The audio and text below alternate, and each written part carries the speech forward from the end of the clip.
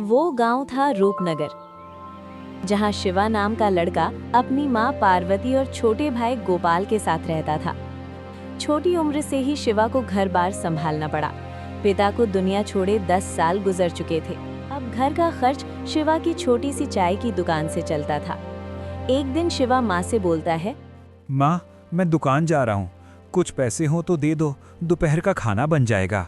माँ थकी आवाज में बोलती हैं, बेटा, घर में एक फूटी कौड़ी नहीं है। आज जो कमाएगा उसी से चूल्हा जलेगा। तो भैया हम दोपहर में क्या खाएंगे? शिवा चिढ़कर बोलता है, मुझसे क्या पूछता है? तू भी तो 17 साल का हो गया है, कुछ काम क्यों नहीं करता?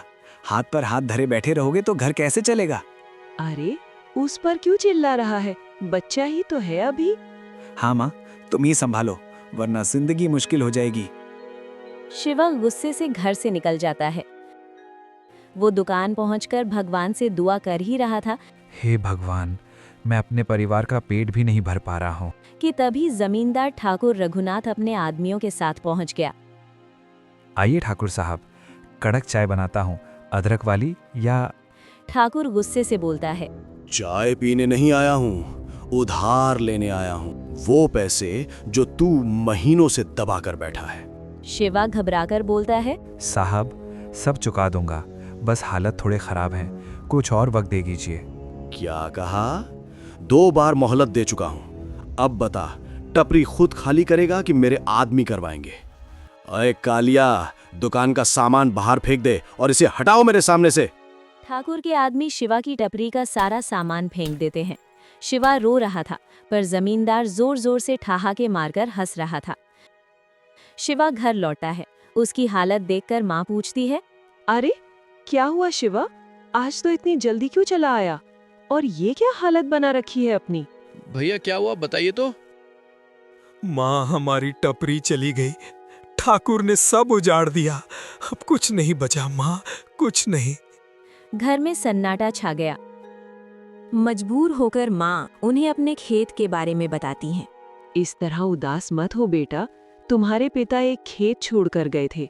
वो जमीन सूख चुकी है, पर मेहनत करोगे तो फल जरूर मिलेगा। पर उस जमीन पर तो घास भी नहीं उगती। कोशिश करने वाला कभी नहीं हारता बेटा, नहीं करोगे तो सब भूख से मरेंगे। ठीक है माँ, हम कोशिश करके देखते हैं। लेकिन खेती के लिए बीज, खाद के लिए पैसे कहाँ से आएंगे? हमारे पास तो खाने को ही नहीं है, तो इन सब के लिए पैसे कहाँ से आएंगे? पार्वती अंदर जाकर अपना मंगलसूत्र लेकर आती है। ये लो बेटा, मेरा मंगलसूत्र, इसे गिरवी रख दो, जो पैसे मिलेंगे उससे खेती कर लेना।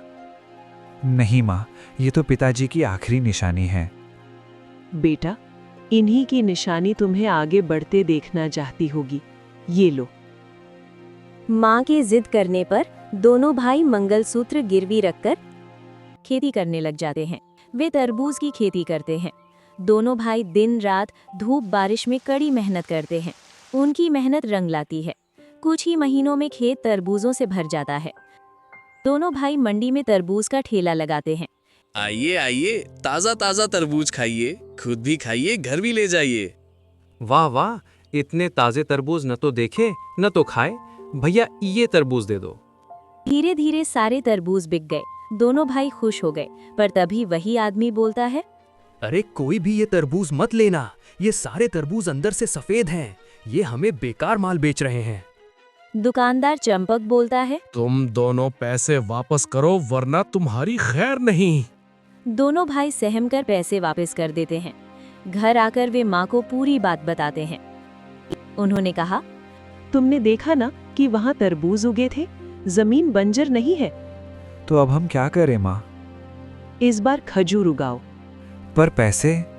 हमारी झोपड़ी गिरवी रख दो, जो पैसे आए उसी से खेती करो। दोनों भाई हैरान मगर मजबूर थे। दोनों भाई खजूर की खेती करते हैं। धीरे धीरे साल बीता। खजूर के पेड़ लहलहाने लगे। दोनों भाई खजूर के पेड़ों पर खजूर की गुच्छे देखकर खुश थे।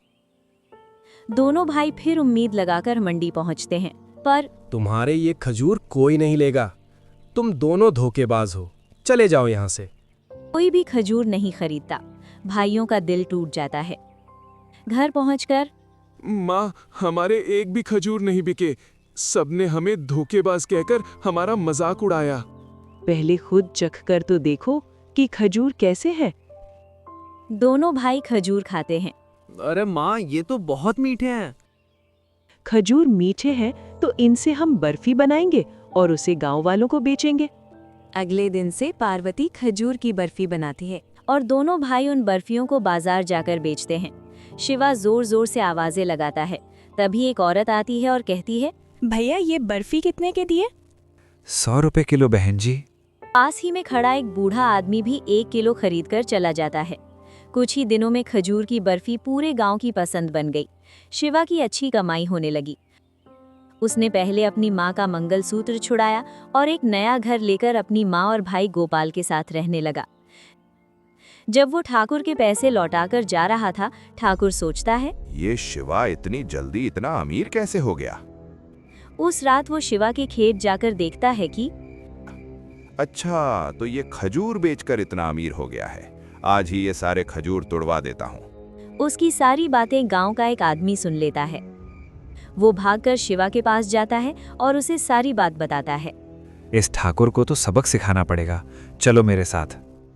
शिवा और वो आदमी खेत जाकर पेड़ों पर खुजली वाली जड़ी बूटी लगा देते हैं। जब ठाकुर के आदमी खजूर तोड़ते हैं, उनका पूरा शरीर जलने लगता है। वे चिल्लाते हुए भागे जैसे आग लग गई हो। अगले दिन शिवा के घर एक शहर का व्यापारी आता है। वो कहता है, भाई शिवा, मैं शहर में मिठाई की दुकान चलाता हूँ। मैंने तुम्हारे खजूर की बर्फी के बारे में सुना है। क्या तुम मुझे रोज 20 किलो खजूर की बर्फी दे सकते हो? जी जरूर, आप चिंता मत कीजिए, आपको रोज समय पर 20 किलो खजूर की बर्फी मिल जाएगी। उस दिन से शिवा को अच्छा खासा बर्फी का ऑर्डर मिल जाता है और वो और धनी होता जाता है। एक दिन जब शिवा अपने पौधों की सफाई कर रहा था, तभी ठाकुर वहां आता है। मुझे माफ कर देना शिवा, मैंने बुरे वक्त में तुम्हारे ऊपर बहुत जुल्म किया।